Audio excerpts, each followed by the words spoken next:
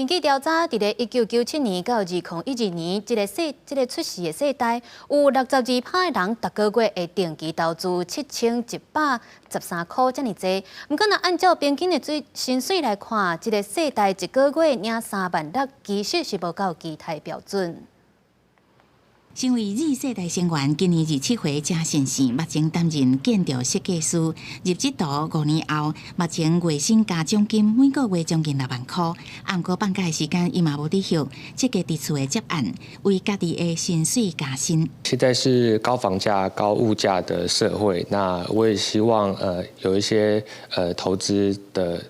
在投资上面，4万是比较稍微足够一点，可以过生活的。储蓄的部分我都会抓5000内。1997年至2012年出世的Z世代，因为重视及时享乐，较互人打工真请赢散的这个想法。不过，根据人力银行的调查，煞改变大家的看法。 统计有6成2的Z世代拢有理财投资，主要根据包含 ETF、股票、定存甲基金，每个月定期投资7113块，占整体收入的2成。另外有3成8的人是因为无加出来钱，而且无投资。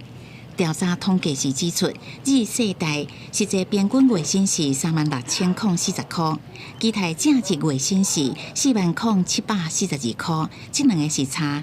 4702块，上互Z世代囝的工作就是责任制，加班无薪水，薪水拢无起，也是先群家长拜铁新人，这现象拢上本。现在 Z 世代呢，他们对于生活品质非常的重视，所以他们也希望他们的薪资可以往上提高，然后同时再加上现在的通膨情况居高不下，所以他们对于自己的薪资期望值也会更高。专家指出，即摆Z世代真有想法，勇敢表达甲沟通，不过因为工作较无经验，对于这场的人际关系较会去踏着红线，所以大部分是希望主管会当协助解决工作问题，也是稳准犯错，这原来引起无共这场的文化。